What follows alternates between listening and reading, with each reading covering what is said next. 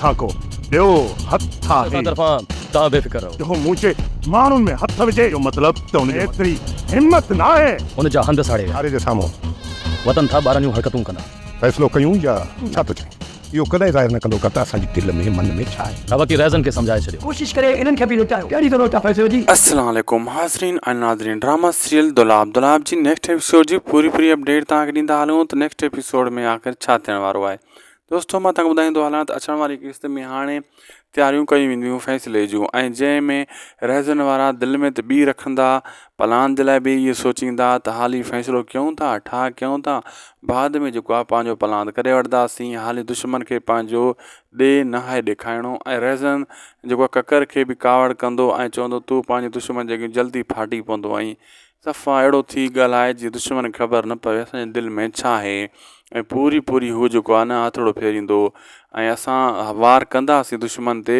फ़िलहालु ठा कयूं ईअं जीअं जेल में छुटंदा तीअं इन जे मथां वार कंदासीं। ऐं शाहनवाज़ ख़ान जी इहा पूरी चाल आहे त जेल में तूं महफ़ूज़ आहे मुराद, इन खे मरायां ॿाहिरि कढायां ऐं सोडल जे मथां हथड़ो फेरियो अथई जीअं इन्हनि जो फ़ैसिलो थींदो ऐं मुराद वारा ॿाहिरि ईंदा ऐं ककर वारनि खां इन्हनि खे मराए ऐं दुश्मन पंहिंजो मराईंदुसि। ऐं उनजी इहा सोच आहे ऐं सोडल इन ॻाल्हि खे सम्झे कोन थो ऐं मुराद खे सॼी ख़बर आहे त इहो पाण में असां सोटरनि खे विढ़ाए थो। शाहनवाज़ ख़ान शैतानी करे थो।